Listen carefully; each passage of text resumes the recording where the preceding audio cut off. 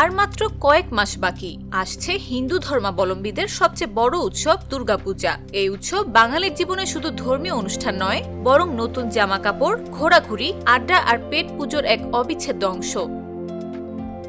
আর পুজোর মেনুতে ইলিশ না থাকলে যেন পুজোর খাওয়া দাওয়া অপূর্ণ থেকে যায়, বিশেষ করে পদ্মার ইলিশ, যা বাঙালির অমোঘ আকর্ষণ।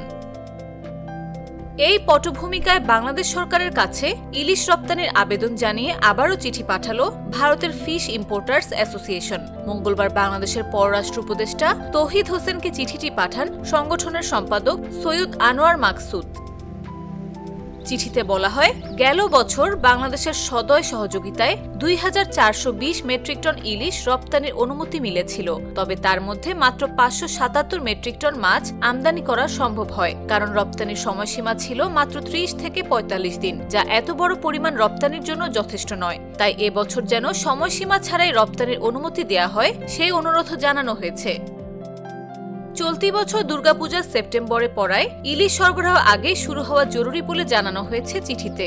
সৈয়দ আনোয়ার বলেন, প্রতি বছরই বাংলাদেশ সরকারের কাছে পুজোর আগে ইলিশ চেয়ে চিঠি পাঠানো হয়। এবারও তা করা হয়েছে। ইলিশ না পেলে ভারতকে গুজরাট, দীঘা, কাকদ্বীপ বা মিয়ানমারের ওপর নির্ভর করতে হবে। পদ্মার ইলিশের জন্য ওপার বাংলা তাকিয়ে আছে বাংলাদেশ সরকারের সদয় সিদ্ধান্তের দিকে। ডায়ালগ সুবাসিত টয়লেট ক্লিনার, যার পাওয়ার প্লাস ফর্মুলা টয়লেটের কোনায় কোনায় পৌঁছে ৯৯.৯৯% জীবাণু ধ্বংস করে।